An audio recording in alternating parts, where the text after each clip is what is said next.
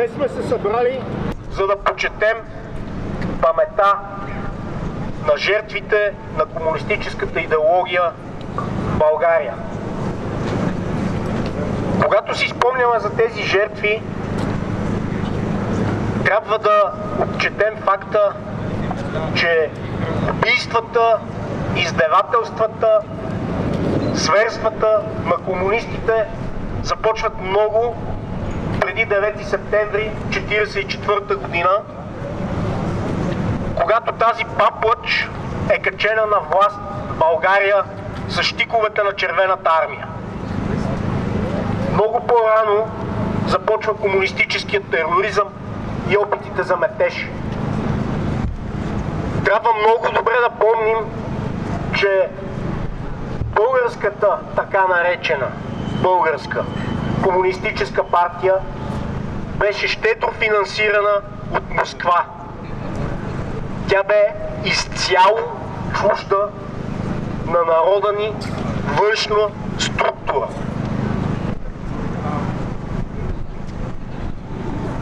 Не случайно избрахме днес това място за начало на събитието, защото зад нас е храмът Света Неделя, който комунистическите изроди взривяват,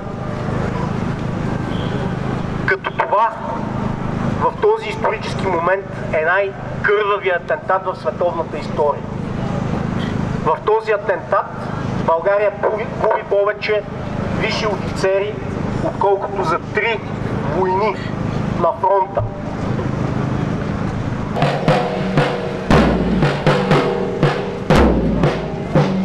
Трябва да кажем и нещо друго. Комунистите никога не са имали широка подкрепа сред българската общественост. Те винаги са били една шайка, която обаче е била твърде подценена от властта. Благодарение на младежки патриотични организации като Съюза на българските национални легиони, на практика влиянието на комунистите сред българската младеж, сред войската е било почти напълно ликвидирано.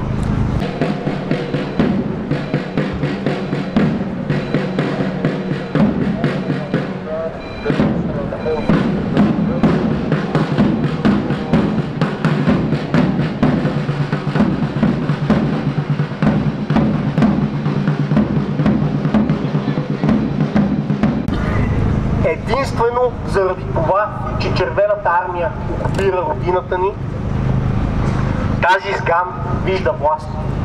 И когато вижда власт, тя започва най-мракобесния и кървав погром в нашата история.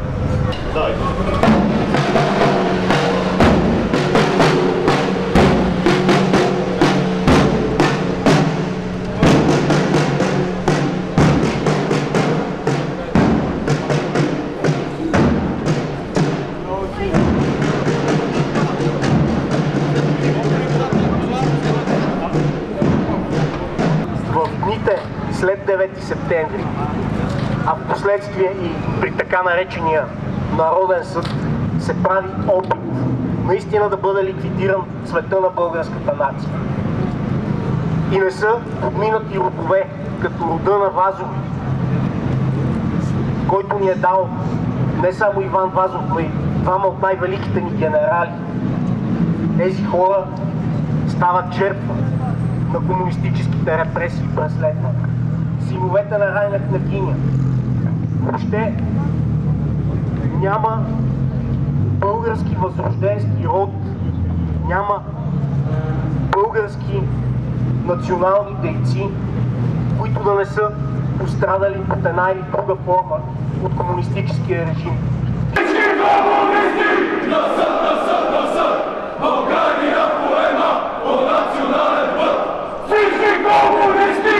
На съд, на съд, на съд! България поема по национален път!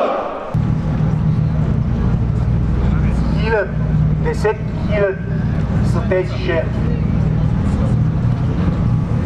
Ние не само трябва да ги помним, ние имаме дълг към тяхната памет.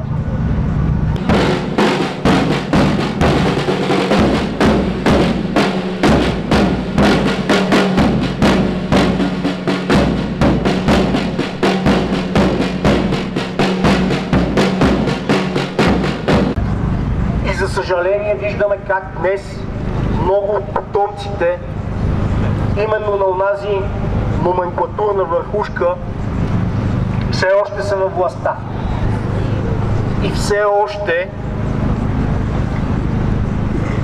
опитват да налагат комунистическите тези за нашата история. Гаврят се с паметта на жертвите.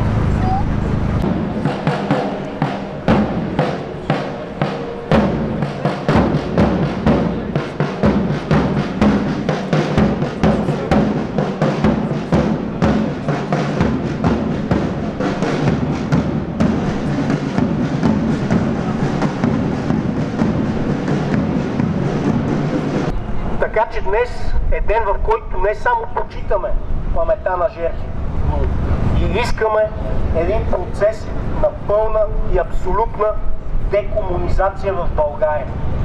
Премахване на всички комунистически тотеми, преименуване на всички улици, местности, населени места, които носят имена на комунистически престъпници, терористи и сатрапи. Защото, за да има бъдеще народа ни, трябва да познава истинската си история. Ако оставим враговете на народа ни да налагат лъжите си, то това в крайна сметка ще затрие и народа. Свободен, социален, национален! Свободен, социален, национален! И паметника на Съветската армия, за който положихме доста усилия, за да почне демонтажът му, е само началото. На това място там ще се издигне български национален паметник.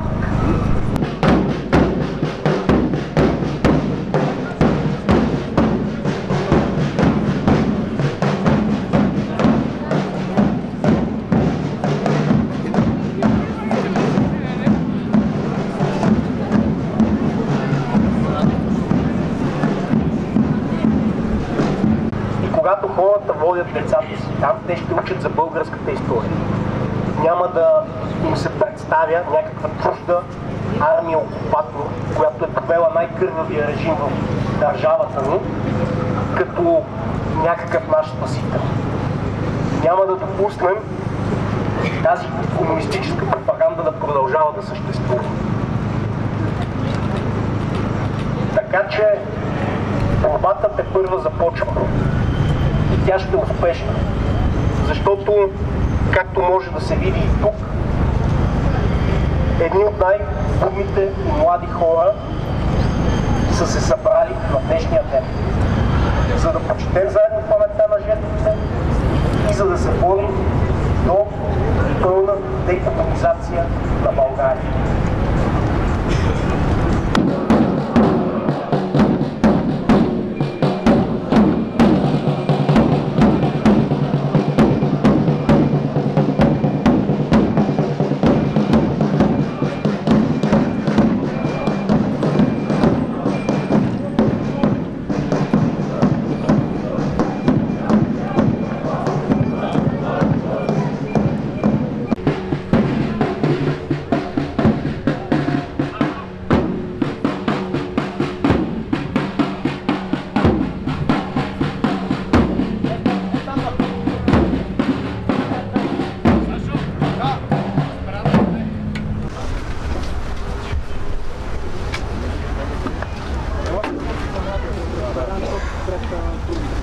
Здравейте, съратници!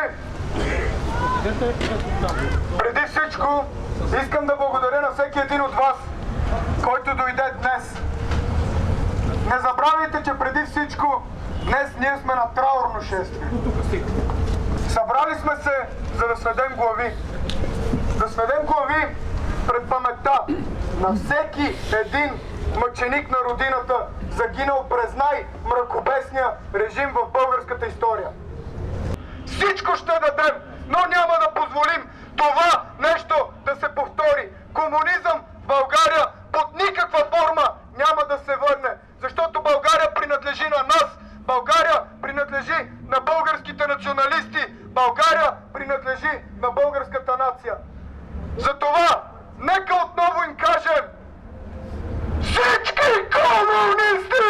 Насад, насад, насад! България поема по национален път! Бъдещето принадлежи на тези българи, които ходят на работа, учат, интересуват се и искат да живеят в нормална страна и правят нещо по въпроса.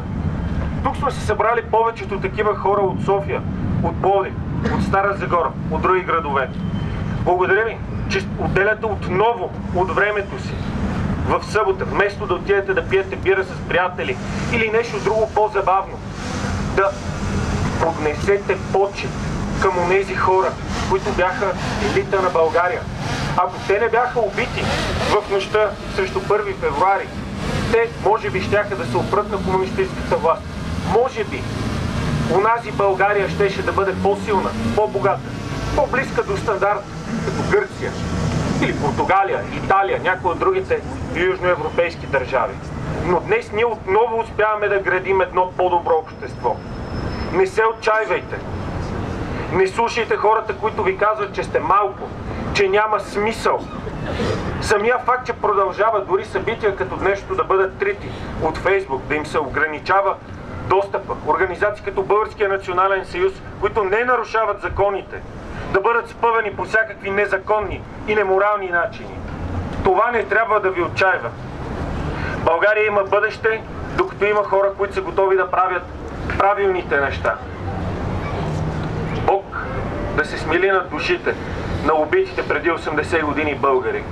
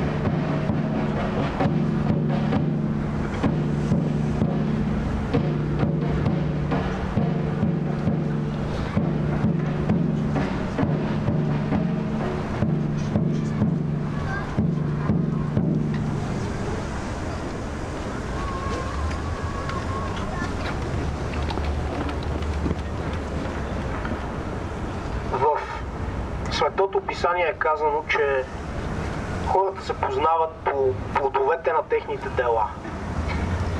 И по това можем да познаем какво всъщност е комунизма и какво всъщност са комунистите. По плодовете на техните дела. Както казаха преди мен, това е една идеология на омразата, на злобата. На тези, които